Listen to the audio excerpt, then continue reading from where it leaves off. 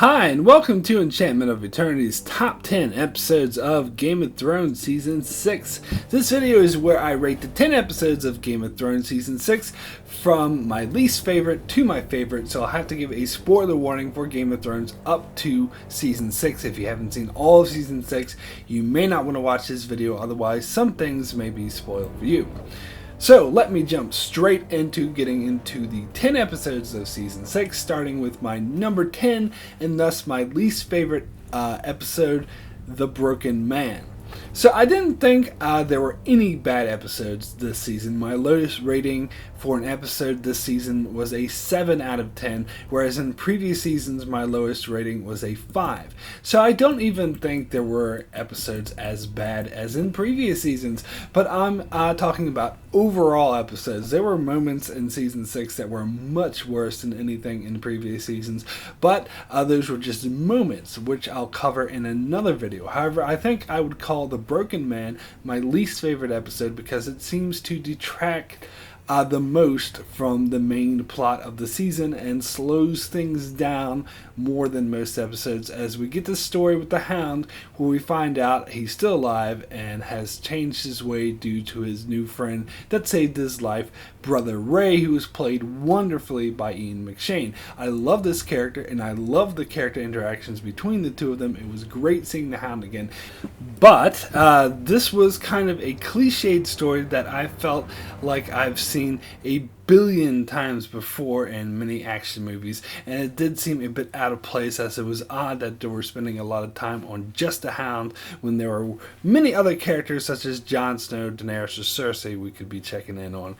That, combined with the start of the Riverrun storyline, which I felt was overwhelmingly boring and a huge letdown, and plus we got some more boring High Sparrow scenes where he drones on about the gods. But most importantly, this is the episode in which Arya strolls around all willy-nilly when she knows there's a bunch of the world's best assassins that want to kill her, and surprise, surprise, that's exactly what happens. And then the waif stabs Arya several times very badly and even twists the knife in her gut, but Arya ends up being perfectly fine because, you know, she was wearing her plot armor. Now, I know a lot of people love to hold this against episode 8 when she was running around after getting stabbed, but me personally, I hold it more against this episode because I am perfectly okay with everything that happened in episode 8. My only issue with that is that she shouldn't have been running around like that after getting stabbed so viciously, where we saw earlier this season a huge muscular man like Arya Hotah died from a stab that wasn't nearly as bad. So me, it was this scene that was the issue, as if you remove this scene or make that stab wound not nearly as bad, then there's absolutely nothing wrong with the chase scene in episode 8. Also, the fact that Arya was being so negligent and stupid by just walking around in broad daylight when she knew the Faceless Men were out to kill her, combined with her surviving such a vicious stab wound, led to a whole slew of crazy fan theories to explain this away, such as that it wasn't really Arya, it was Jaqen, or it was all in her head, where I instantly recognized this scene for what it was: sloppy, lazy writing. Therefore, when the next week, when it was revealed that there was no crazy Fight Club scenario and it was just lazy writing, I wasn't the least bit surprised or disappointed because I recognized this instantly for what it was: lazy writing, which is another reason why I hold this against this episode and not episode 8.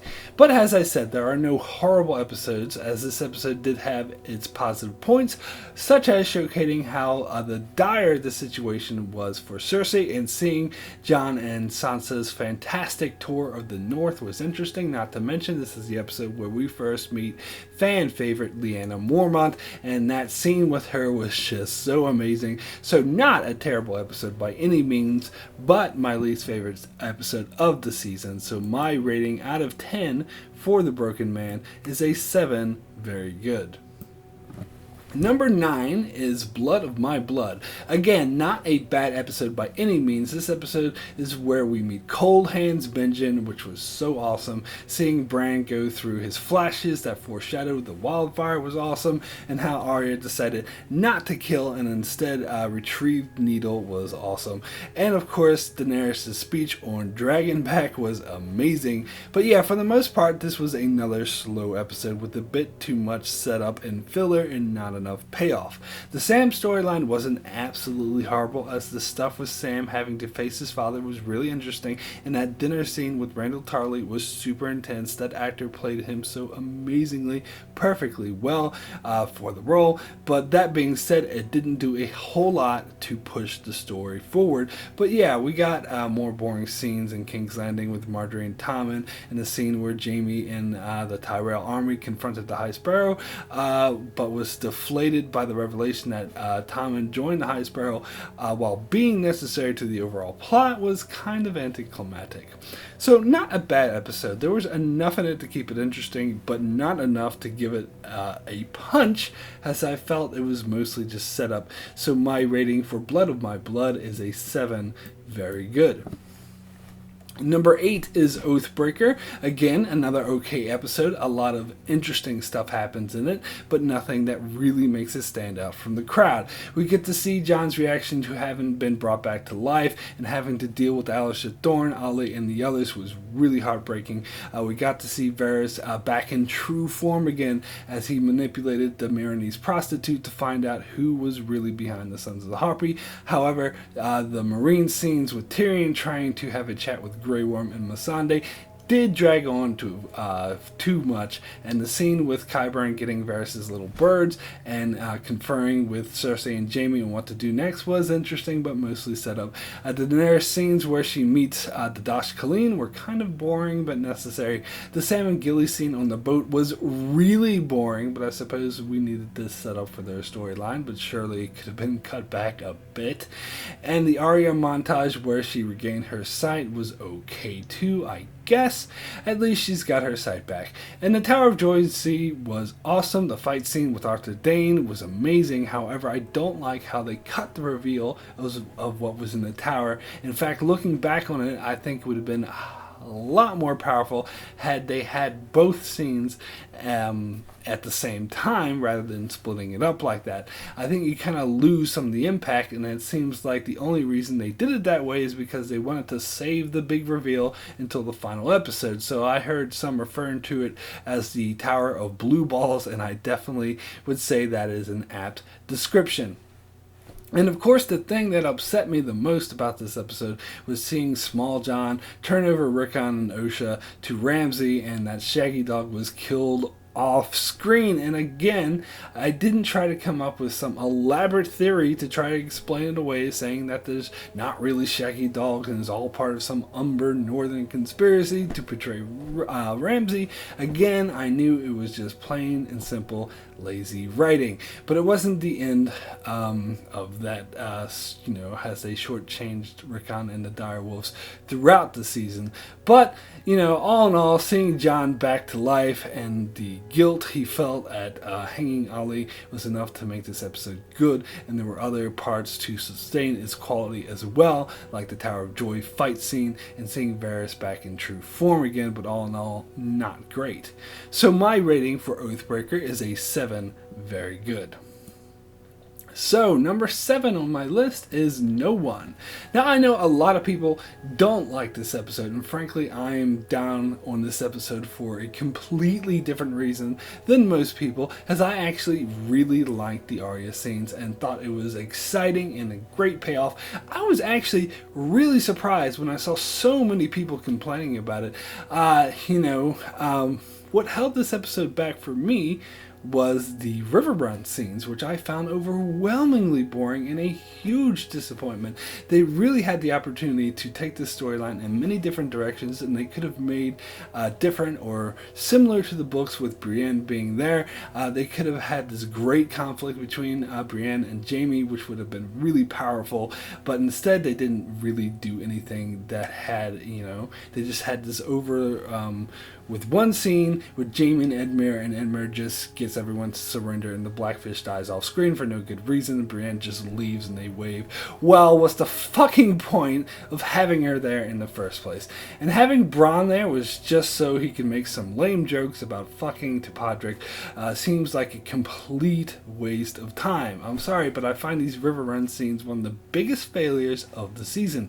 But the rest of the episode I loved. I love seeing the Hound get his revenge and then meet up with Thoros of Myr and Beric Dondarrion. It was great seeing those guys again, and seeing the new Hound team up with them sets up a very interesting dynamic going forward. And for the first time all season, King's Landing was on point. No boring talk about the gods. Instead, we finally got that I choose violent moment from the trailers, and it was every bit as awesome as I thought it would be and more. I loved seeing Cersei stand up to Lancel and the stupid sparrows, seeing that she was able to back it up by having the mountain rip that guy's head off was such an amazing scene. And then the plot in King's Landing deepened with Tommen outlawing trial by combat, which seemed like the very next logical step for the High Sparrow, which backed Cersei into a corner, setting up for some really explosive things. And seeing things in Meereen get explosives was exciting as well. Although the Tyrion, Grey Worm, and Missandei scene did drag on for a tad bit too long, I mostly liked it and found it humorous. It was great to see these characters bonding, and yes, I loved the Arya scenes in this episode. First off, it was great seeing Arya connect with Lady Crane and have a sort of caring relationship with her as she cared for Arya as she was wounded. And I don't think Arya had that sort of caring relationship since her father died, so it was interesting to see that. But then, of course, that was taken away from her when the Wave comes calling to collect her due. Now, is it dumb that she's able to run and jump after getting stabbed? Sure. But as I said, that's a problem with episode 7, as they should have made that stabbing a bit more dull and not as brutal as it was. And did the Wave come off a bit like the T-1000 in Terminator 2? Sure, but so fucking what? There were still really exciting chase scenes with some amazing cinematography by the way, and the way it concluded with Arya leading the Wave into a trap was awesome. And no, we didn't actually need to see the fight scene. It was perfect. The way they did it by cutting to black when Arya puts out the candle and then cutting to the Wave's bloody face on the wall, that was awesome. But my favorite part of the whole thing was Jaqen H'ghar's reaction, which is exactly what I thought it would be all along, as he always had a more caring mentor-type relationship with Arya in the show, which is what we're talking about here. We're talking about the show, nothing else. Even if the way he shows it is kind of cold, as basically he sent the Wave to kill her, but I think that it was an ultimate test to push Arya to realize her full potential, which he was confident that she would be able to do, and he was right. And also, I firmly believe he wanted her to realize her true identity and go back to Westeros, so I love the look of a proud father on his face when she proclaimed that she was Arya Stark of Winterfell and she was going home. So I am sorry, but the Arya storyline was actually a huge plus for me for this episode. So had it not been for the Riverrun storyline, this episode actually would have ranked much higher. So my rating for No One is an 8, extremely good, and yes, I stand firmly behind that 8. Number 6 on my list is The Red Woman, the premiere episode of Season 6 that I seem to have liked more than most people as well. I disagree that we saw too many storylines in this episode and actually felt it was needed to reconnect with everyone in the premiere to see what they were up to, and nor did I find this episode just more setup. First off, we got this amazing high-octane scene with Sansa and Theon's escape from Winterfell, which I absolutely loved. It was so immensely satisfying seeing Brienne finally reach her goal of becoming Sansa's servant, and seeing her and Podrick in action killing the Bolton men was awesome. The scenes at Castle Black with Davos were also great, as it was super intense seeing how Dolorous Edd and the other Jon Snow supporters dealt with his death, and then the impending threat from Alysha Dorne as he secured his position as Lord Commander. And the big reveal of Melisandre's true age was kind of mind-blowing, and yes, the King's Landing stuff with the High Sparrow was boring, but the Meereen scene with Tyrion and Varys was exactly what I was expecting to see them start off with, was seeing them tour the city and see what sorry shape it was in, which would be important later on when Tyrion turns things around. But the scene with the fleet being set on fire, yeah, that did seem really like a contrived way to get rid of those ships to require the presence of the Ironborn, but whatever. Of course, the major thing I had to talk about when dealing with this episode's downsides is the Dorne storyline, which I still maintain that what happened in this episode was far worse than anything they did in Dorne in Season 5. In fact, by simply killing off Doran, Ariohota, and Trystane so easily without exploring their characters, which could have potentially been good, they completely, retroactively made the Dorne Season 5 storyline even worse. I won't spend too much time complaining about this, but suffice to say, these were by far the worst scenes in the entire show's run ever. However, I still liked other aspects of this episode, such as seeing Daenerys meet Khal Moro and how she stands up to him was pretty exciting. So had it not been for those Dorne scenes, I would have given this episode at least a 9, possibly a 10. But because of Dorne, I had to drop it to an 8. Extremely good, and yes, I firmly stand by that 8 as well. Number 5 is The Door. It's a great, solid episode. However, I was quite surprised after I saw this episode to see many people giving it a 10 out of 10 and declaring it the best episode of the season. As personally, it seemed to me many people are, just basing this off of 1 or 2 moments or 1 or 2 scenes rather than the episode as a whole. And I judge episodes as a whole, and on the whole, it featured a lot of passable scenes that weren't bad but were nothing spectacular, either such as seeing Arya go to the play in Braavos, which is really interesting. I did really like the play's twisted version of events of King's Landing that happened earlier in the show, and the scenes with Sansa meeting up with Littlefinger in secret and lying about it to Jon, those were fine, but they didn't blow me away. And seeing Tyrion and Varys meet Kinvara, that was fine too. Really creepy scene, but again, nothing spectacular.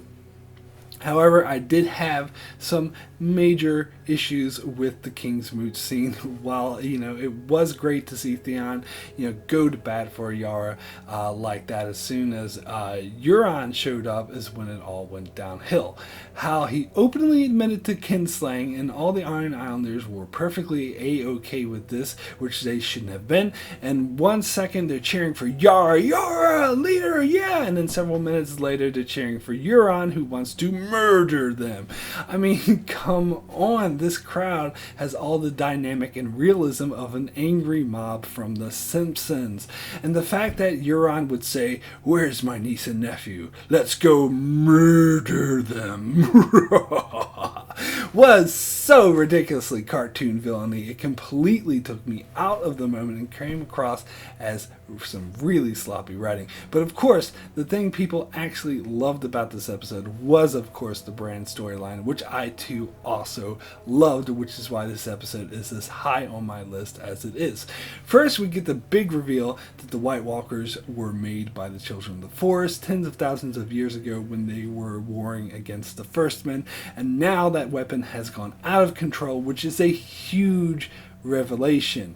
And then we got the scene where Bran is confronted and marked by the Night's King, showing how powerful his magic is, and then we get this epic battle where the White Walkers destroy the Three-Eyed Raven Sanctuary, killing off the Three-Eyed Raven and the Children of the Forest, which of course was topped off by the amazing Hodor reveal, which I absolutely loved. It was an amazing bit of storytelling, an excellent use of time travel that had an epic level of tragedy that, coupled with Hodor's tragic death, made it a truly unique and touching moment for Game of Thrones. However, that one moment wasn't the entire episode. And when judging this episode, I have to look at other things, and there were a few that really bothered me, such as Leaf and the Children of the Forest being wiped out so quickly in the story before they had a chance to really do much, and the Three-Eyed Raven seemed to go rather quickly as well, but none of those bothered me as much as Summer being killed off rather tackily and quickly in his very first appearance in the entire season. Now, some commenters accuse me of being a damn animal lover, but it has absolutely, positively, and exactly zero to do with how I feel about animals, and it could not possibly be more irrelevant to why the scene bothered me so much. And the fact of the matter is that this is some really lazy, really sloppy writing, plain and simple. In fact, I think it'd be fair to say that this bit of sloppy writing with Summer's death bothered me just as much, if not more, than Arya's powers of regeneration. I mean, it was obvious that they didn't just want to spend the money on direwolves anymore, and possibly were too lazy to fit them in the story, so we're just like, oh, let's just have Summer jump in the midst of a pack of whites, even though that's incredibly idiotic, and just get himself killed really easily in his first and only appearance in the entire season. You know, I'm that pissed off. It's just like, ugh. I mean, this toppled with Shaggy Dog's death, which I learned that the showrunners hate direwolves. I wouldn't be surprised if Ghost dies off screen next season, but there's just, you know, the way that they kill him off without even giving him his due, but just have him leap to his death was so tacky, so lazy writing. I'm sorry, but it really bothered me. So yeah, a lot of amazing moments, some of the best of the entire series. I mean, everyone's talking about that hold the door scene, and with good reason. That was such a great revelation that was pulled off so amazingly well.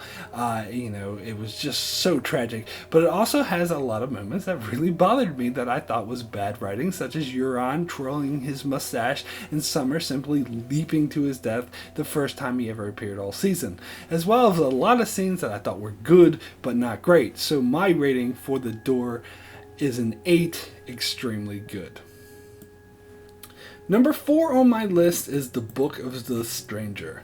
This episode was full of win. Yes, we did get another boring High Sparrow scene and Osha's death, which was a total waste of her character, and more Jorah and Daario bitching at each other. But I think all of that was overshadowed by the two main things that made this episode great. Daenerys' victory against the cows and Jon and Sansa's reunion.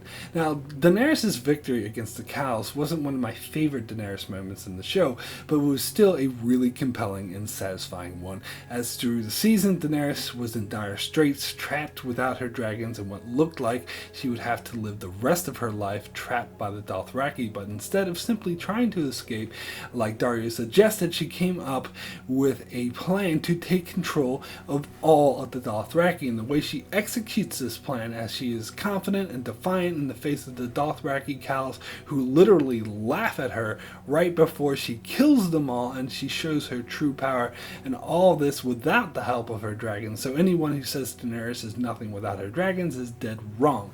But what was even more powerful to me was finally seeing a Stark reunion as Jon and Sansa were finally reunited, and I must admit this brought a few tears to my eyes. But what was even better was the way they played their interactions, as it was totally believable that they didn't know each other well, but they shared growing up in Winterfell in common, and that was enough to bind them together. Of course, we also got to see Brienne interact with the others at Castle Black, as she just, blatantly told Davos and Melisandre that she killed Stannis, and of course, who didn't love seeing Tormund go all goo-goo eyes over Brienne? But with all of this heartwarming mushiness going on, there was a undertone of sense of foreboding, which accumulated nicely when Jon Snow received the pink letter from Ramsay, where Ramsay threatened to kill them all unless they returned Sansa. Come and see. And that was an amazing scene that was eerie as hell, so absolutely amazing. We also got to see Theon reunited with Yara, and see him pledge to support her claim to the throne, which was touching. And then seeing Littlefinger manipulate Robin to get what he wants, and seeing Tyrion meet with the masters and the former slaves to try to hammer out a peace, was all interesting as well. So all in all, a top quality episode. So my rating for the Book of the Stranger is a 9, excellent. So, coming in at number 3 is Home, a very powerful episode that concludes the storyline with Davos and the other Jon Snow supporters being under siege from Alliser and the mutineers that has seized control of the Night's Watch. It was such a tense storyline that was pulled off amazingly well as 1-1 just burst through the gates and the wildlings quickly overrun Castle Black. And seeing 1-1 smash that one guy who dared shoot an arrow at him was hilarious and just overall an awesome moment. And of course, when Dolorous Edd took Sir Alliser at sword point and clarified that the only traitors here were the ones that put their knives in their Lord Commander, I was literally out of my seat cheering at that. It was such a great moment. And on top of that, we get to touch on Bran, who we haven't seen in a while, and this includes a visit to Winterfell of the past, seeing Ned and his siblings as children was pretty interesting. And then we get the very effective, creepy, and foreboding scene where Ramsay kills his father and his baby brother and his baby, and the baby's mother, and have them ripped apart by dogs. Such an effectively dark scene. And of course, we get the amazing scene where Tyrion goes down to unchain the dragons as he risks his life to form a connection with them in the hopes that they will eat, but not him, which was absolutely brilliant. And we get the great introduction to Euron Greyjoy as he kills off the pesky Balon, but then Yar's other uncle prevents her from becoming queen by announcing a king's moot. And this is all topped off by the moments we all been waiting for since the end of Season 5, Jon Snow's resurrection. So all in all, a very powerful episode that pushed the story forward and set things up for the rest of the season with a lot of solid gold moments. So my rating for Home is a 10, the best. Number 2 on my list, which is not only my second favorite episode of the season, but also my second favorite episode of the entire show, and that is The Winds of Winter. This finale simply blew me the fuck away, and I say that without any hyperbole or exaggeration, that this episode is far better than most movies. The opening sequence in King's Landing alone was one of the best, well-constructed scenes ever put to screen. The music was absolutely amazing, the editing, the cinematography, the acting, everything was completely and totally top-notch. It was pulled off so well, seeing Cersei go all kill-crazy revenge rampage, where she proved just how evil and twisted she is, and it actually made this come off as satisfying, and you were actually cheering for this crazy bitch, which I suppose is proof all these boring scenes with the High Sparrow paid off after all, as they just made him so despicable you applauded his death regardless of how twisted it was. And on top of that, we got the amazing King of the North sequence where we get yet another kick-ass Lyanna Mormont moment where she dressed down all the other lords, men who were more than triple her age and twice her size, and she puts them in their places and gets them to announce Jon Snow, King of the North. Such an awesome scene that made all the better with the sense of foreboding added, as Littlefinger was not at all pleased by this. And then, come on, we got to see Arya Stark finally get her revenge on Walder Frey by killing his 2 sons and feeding them to him in pies before killing him. So awesome, and a great callback to Bran's story about the rat cook from season 3, and I've been waiting to see Walder get his just desserts ever since season 3, and man, it was satisfying. Plus seeing Sam and awe as he's just in heaven as he arrives at the world's biggest library, and on top of that we get the big reveal we've been waiting for like ever, the truth about Jon Snow's parentage, that he is the son of Lyanna Stark and Rhaegar Targaryen, in such a touching reveal. And then seeing Cersei's madness pay off with her getting crowned queen, while Tyrion's devotion is paid off with him being awarded Hand of the Queen to Daenerys. And then it is all topped off with the scene we've all been waiting for ages for, Daenerys finally sailing towards Westeros with her huge amount of forces. Man, it makes season 7 feel decades away. So this was easily the best season finale the show has ever done, packed to the brim with some of the most amazing and satisfying moments of the entire series. So my rating for The Winds of Winter is a 10, the best. And my number one favorite episode, not only of season 6, but of all of Game of Thrones, is Battle of the Bastards. There is no other way to refer to this episode other than an achievement. From start to finish, this episode was nothing but pure gold that was crafted so amazingly well. This episode takes elements from my two previous favorite episodes of the series, A Dance with Dragons and Blackwater, and combines them both. In fact, tops them both. The sequence in Meereen was by far the best Daenerys scenes and the best dragon scenes in the entire series, and is tense and satisfying throughout as it begins with Tyrion talking Daenerys down from her rage and coming up with an effective and amazing plan to take down the slavers. There were so many points during this whole sequence I was out of my seat cheering.